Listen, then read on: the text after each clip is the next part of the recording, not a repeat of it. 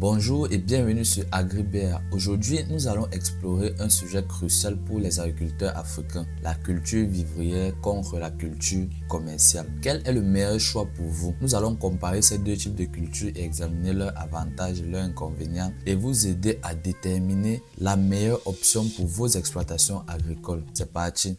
Envie de réussir dans l'agriculture? Découvrez notre formation pour débutants en 3 modules. Module 1, choisissez la culture idéale.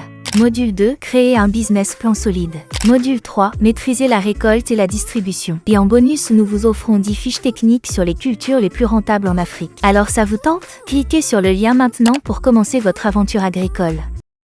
Segment 1. Qu'est-ce que la culture vivrière? La culture vivrière fait référence aux cultures principalement destinées à la consommation locale et familiale. Elles sont généralement cultivées pour répondre aux besoins alimentaires de base d'une famille ou d'une communauté. L'objectif principal est de fournir des aliments essentiels pour la consommation personnelle ou locale. Comme exemple courant, nous avons le manioc, le maïs, la patate douce, les haricots, etc. Ces caractéristiques se situent dans le fait qu'ils sont souvent diversifiés pour réduire les risques liés aux maladies et aux conditions climatiques. Elles sont cultivées dans un système agricole traditionnel ou semi-intensif. Segment 2.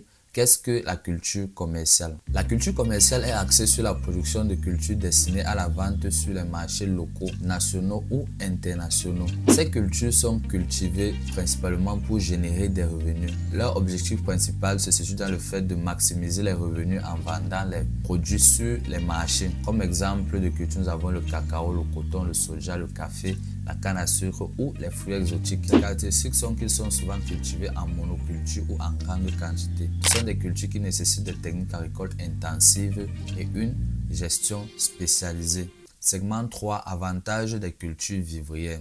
Les cultures vivrières offrent plusieurs avantages, tels que la sécurité alimentaire. Elles assurent une source constante de nourriture pour les familles, réduisant les dépendances à l'achat de produits alimentaires. La diversification. Cultiver une variété de cultures vivrières aide à diversifier l'alimentation et à minimiser les risques liés aux maladies des plantes. Les coûts réduits. Généralement, les coûts de production sont plus bas car les intrants peuvent être naturels et locaux. L'autonomie. Elle permet aux familles de rester autonomes en matière de nutrition et de sécurité alimentaire. Segment 4. Avantages des cultures commerciales. Les cultures commerciales présentent également des avantages significatifs tels que le rendement élevé. Elles peuvent générer des revenus importants en raison de la demande sur les marchés locaux et internationaux. Opportunités de marché. Les cultures commerciales offrent des opportunités de diversifier les revenus et d'entrer dans des chaînes de valeur plus complexes. Elles peuvent attirer des investissements, créer des emplois et favoriser le développement économique local. Les cultures commerciales peuvent encourager l'adoption de nouvelles technologies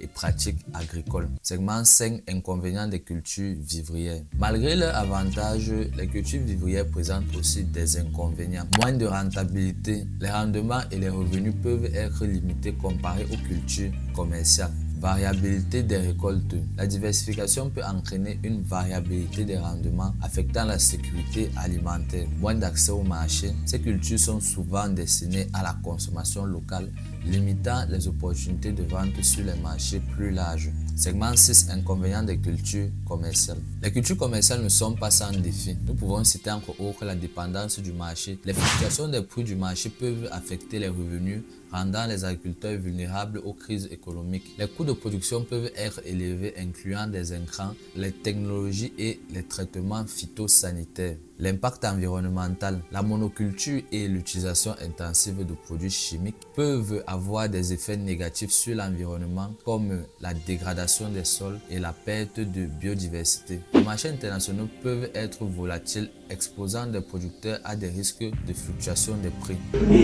Sauf alors, ça n'a pas d'influence. Non, les gros producteurs de l'Ouest, en fait, les gros producteurs de volailles de l'Ouest, ils ne sont pas fous lorsqu'ils ne font pas le maïs.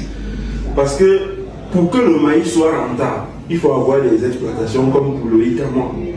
Si tu as 100 hectares et avoir la mécanisation, parce qu'un kilo de maïs, c'est 150 quand même. Bon, ça, c'était à 150, c'est vrai que ça a pris un peu, c'est pratiquement à 300 maintenant.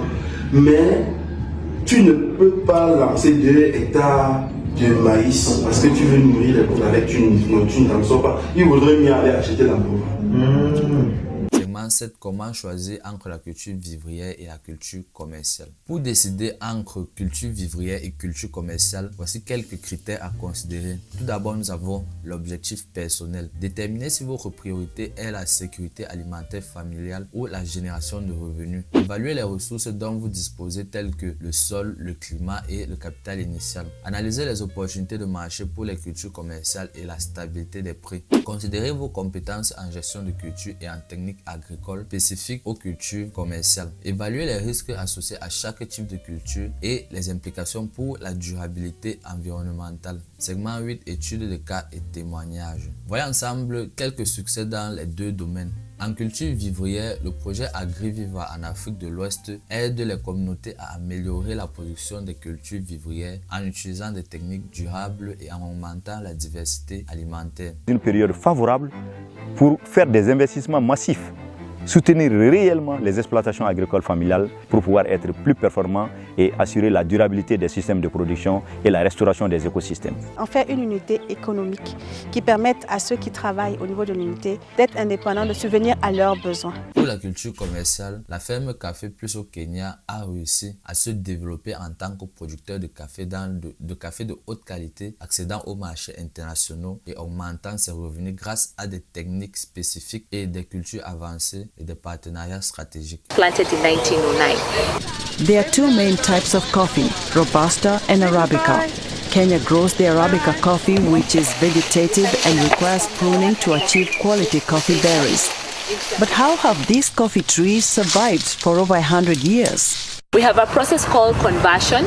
So the conversion process is where we cut down these trees after 6 years and then we nurse new shoots from the old stump where the new shoots are ready to produce coffee after every 2 years.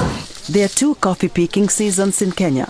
We visited this coffee farm in July, a low picking season that begins in May through September. So what we have here is light roasted coffee, this is medium roasted coffee, and this is dark roasted coffee or the espresso roast.